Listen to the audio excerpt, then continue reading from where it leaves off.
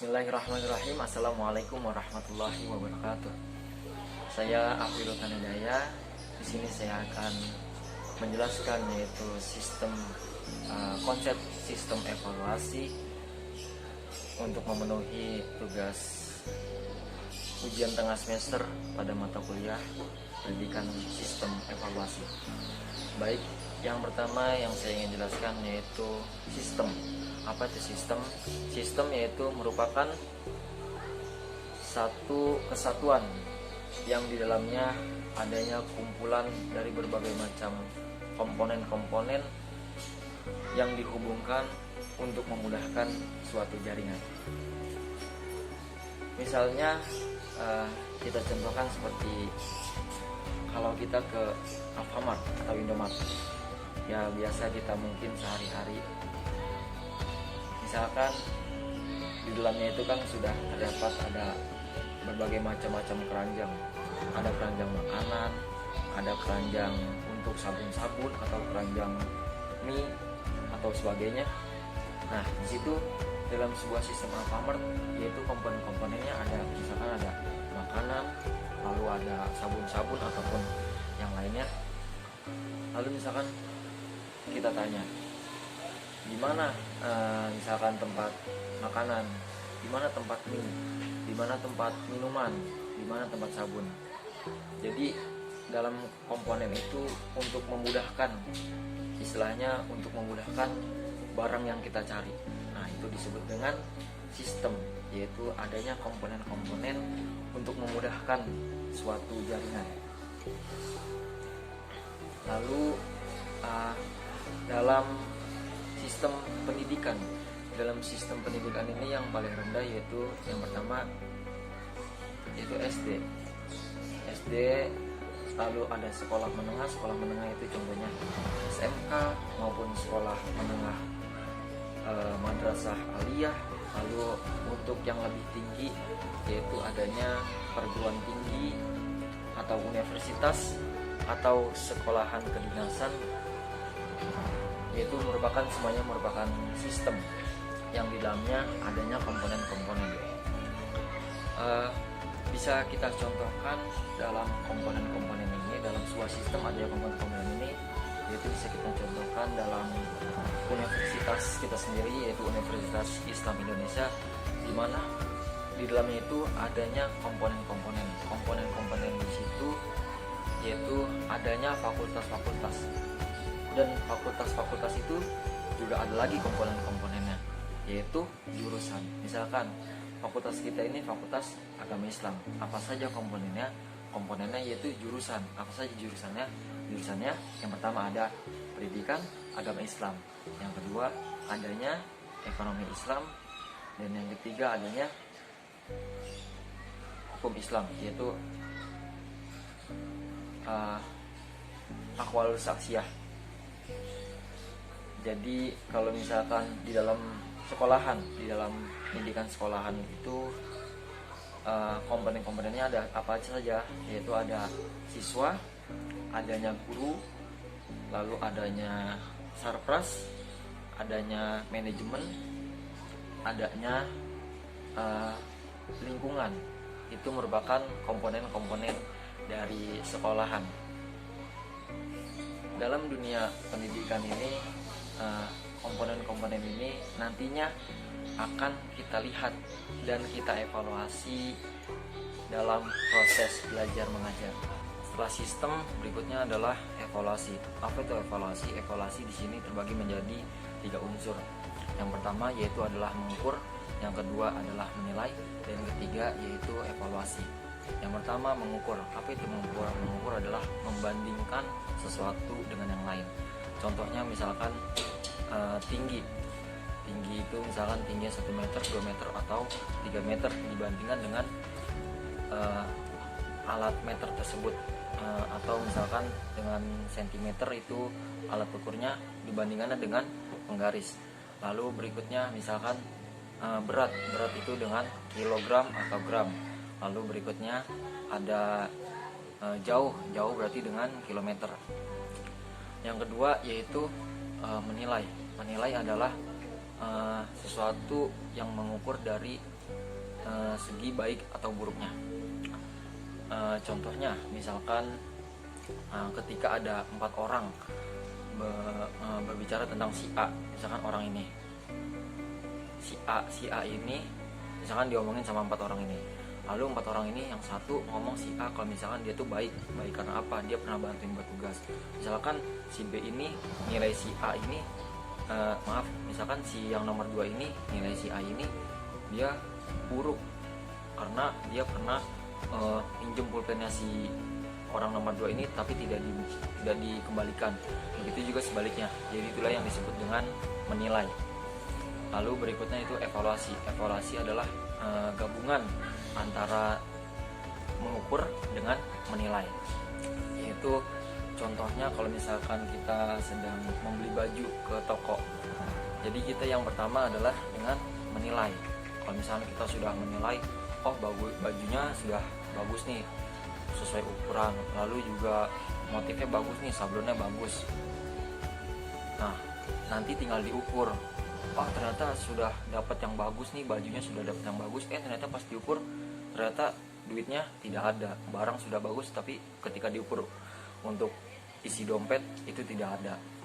Nah, lalu yang evaluasi, ketika itu sudah dievaluasi, barulah barang tersebut dibawa pulang. Oh, ternyata ini yang murah, yang pas, barulah dibeli, baru dibawa pulang. Itulah yang disebut dengan evaluasi. Dan evaluasi di dalam pendidikan contohnya mengevaluasi siswa. Contohnya dalam mengukur yaitu mengukur nilai siswa. Oh, nilai si A yaitu 80, nilai si B 70, nilai si C 60. Lalu dengan 2 yaitu menilai. Menilai di sini yaitu dengan menilai kesopanannya, menilai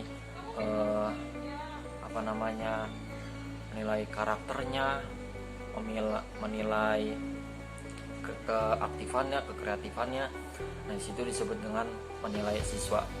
Lalu yang ketiga yaitu dengan mengevaluasi. Ketika sudah diukur dan juga dinilai siswa tersebut, barulah dievaluasi. Oh, ternyata kenapa siswa di sini kenapa tidak naik kelas? Kenapa naik kelas?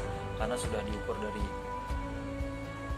sudah mengukur dan juga sudah menilai apakah siswa tersebut layak untuk naik kelas atau siswa tersebut tidak layak untuk naik kelas. Itulah pengertian dari evaluasi.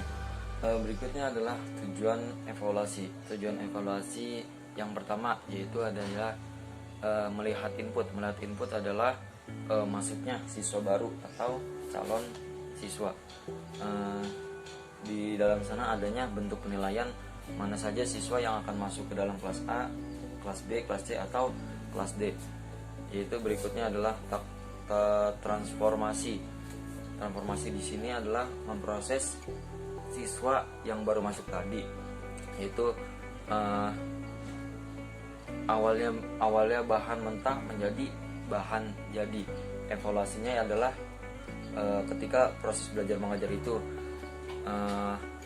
adanya ujian-ujian di dalam kelas maupun UTS maupun yang lainnya.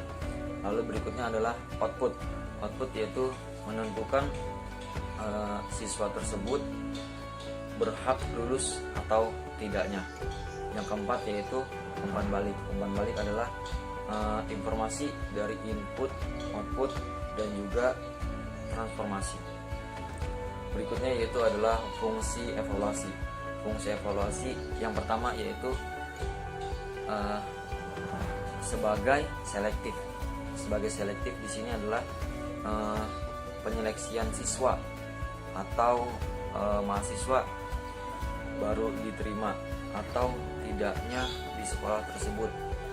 Misalnya adanya penyeleksian mahasiswa atau siswa yang mendapatkan beasiswa. Jadi dipilih dulu, diseleksi mana saja nih siswa atau mahasiswa yang mendapatkan beasiswa. Lalu fungsi yang kedua yaitu sebagai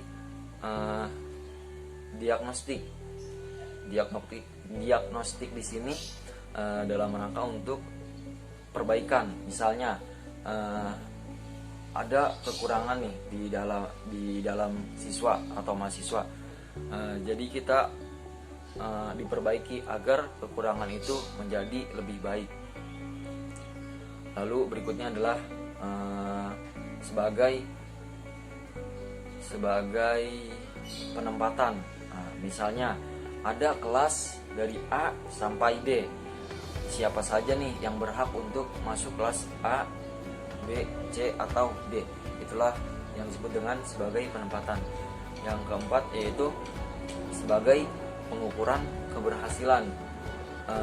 Jadi mengetahui sejauh mana nih suatu program berhasil ditetapkan. Lalu di dalam evaluasi ini ada juga prinsip-prinsip evaluasi. Prinsip-prinsip evaluasi ada 5. Yang pertama yaitu keterpaduan. Keterpaduan di sini adalah keterpaduan antara tujuan, pengalaman belajar, dan juga hasil belajar.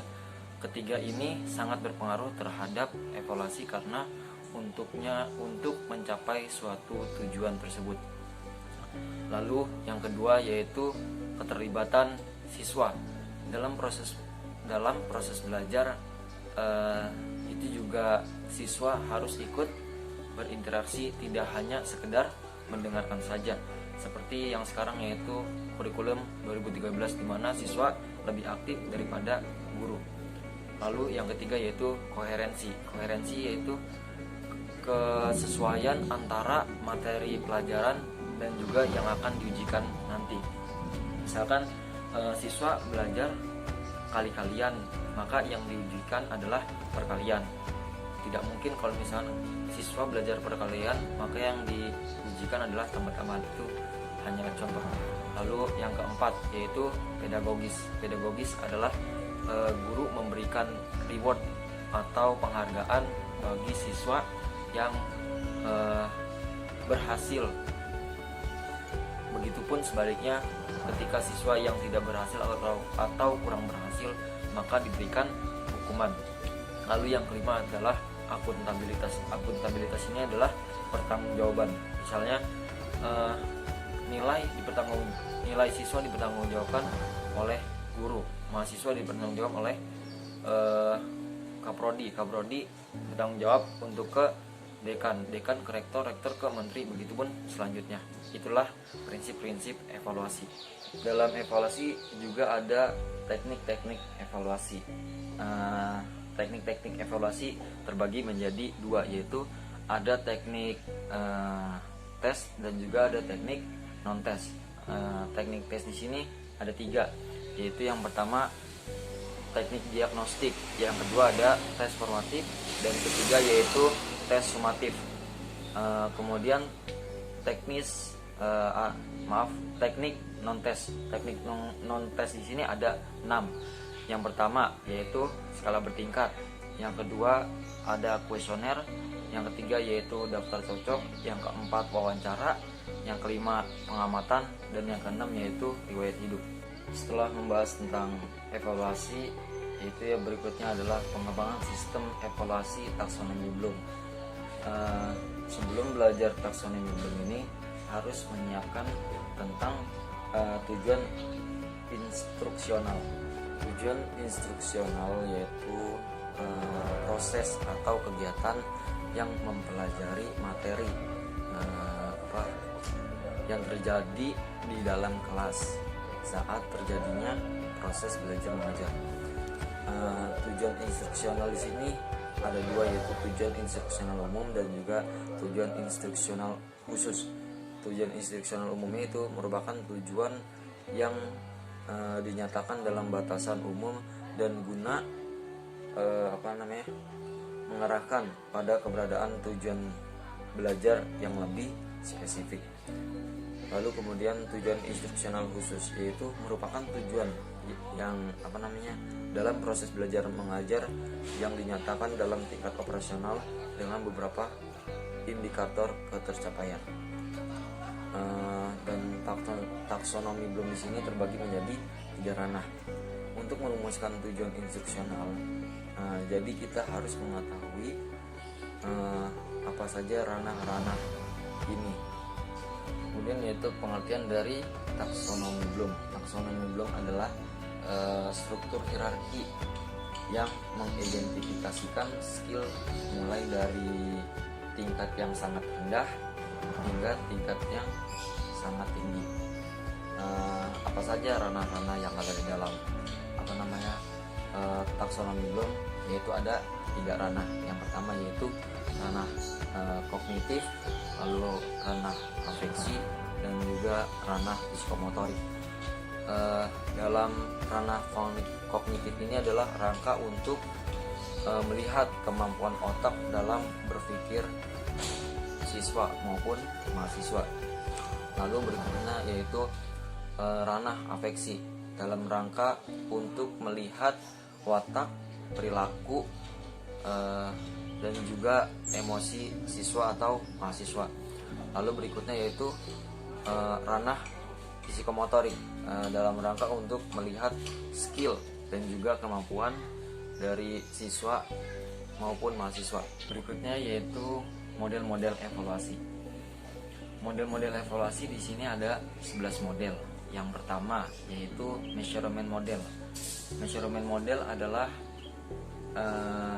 yang dilihat berupa tingkah laku. Yang dievaluasi adalah hasil belajar siswa tersebut. Contohnya yaitu nilai ulangan, juga IQ siswa, dan juga minat bakat.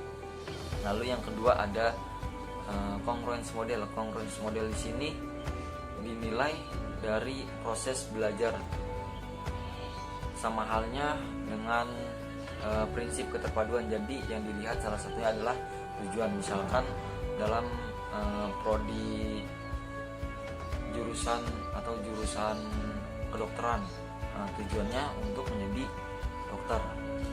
Itulah yang disebut dengan congruence model. Lalu yang ketiga ada educational system evaluation model. Evaluasi ini ditekankan pada suatu sistem, berarti adanya unsur-unsur dan komponen-komponen. Unsur-unsur siswa ada 3, yaitu karakternya, dan kedua yaitu lingkungan keluarga, dan ketiga yaitu lingkungan sekolah. Kemudian yang keempat itu adalah Countenance Evaluation Model. Countenance Evaluation Model di sini ada 3, yaitu yang pertama Antecedent. Antecedent di sini melihat latar belakang guru, surprise, dan juga lingkungan. Yang kedua yaitu Transaction. Transaction adalah bagaimana proses belajar mengajar di dalam maupun di luar kelas. Yang ketiga yaitu Outcome. Outcome di sini adalah bagaimana siswa tersebut setelah lulus nanti. Lalu model yang kelima yaitu CCIP. CCIP di sini adalah melihat latar belakang guru, surprise, siswa, orang tua, meneliti 4 dimensi, yaitu yang pertama konteks, yang kedua yaitu input, yang ketiga yaitu proses, dan keempat yaitu produk. Lalu berikutnya yang keenam adalah illuminative model. Illuminative model di sini adalah pokok dari mengevaluasi, yaitu lingkungan. Jadi ketika kita ingin mengevaluasi siswa, maka yang dilihat adalah lingkungan, baik lingkungan keluarga, lingkungan teman, lingkungan masyarakat, maupun juga lingkungan sekolah. Yang ketujuh adalah diskrepansi model. Diskrepansi model di sini adalah menilainya melihat dari 2, yaitu pelaksanaan dan juga prediksi. Lalu yang ke-8 ada Goal Free Evaluation Model, yaitu merupakan yang dilihatnya tidak berdasarkan tujuan tapi dilihat dari pelaksanaannya. Misalnya homeschooling, dia tidak melihat tujuannya, yang penting dalam pelaksanaan itu benar. Lalu yang ke-9 ada Formative and Summative Model. Formative di sini dilaksanakan ketika program masih berlangsung atau masih dekat dengan permulaan kegiatan. Lalu summative dilaksanakan setelah program berakhir, untuk mengukur ketercapaian program dan untuk mengetahui posisi atau kedudukan individu di dalam kelompoknya. Yang ke-10 ada CSE Ukra Evaluation Model. Di sini ada mengevaluasinya ada 5 tahap. Yang pertama yaitu perencanaan, yang kedua ada pengembangan, yang ketiga implementasi, yang keempat ada hasil, dan kelima yaitu dampak. Berikutnya adalah penilaian otentik. Penilaian otentik adalah dinilai memang yang sesungguhnya itu terjadi dan dapat terjadi dalam kehidupan sehari-hari. Itulah yang disebut dengan penilaian otentik. Itulah berikut model-model dari evaluasi. Mungkin cukup sekian, kurang lebihnya mohon maaf. Billahi taufiq wal hidayah. Wassalamualaikum warahmatullahi wabarakatuh.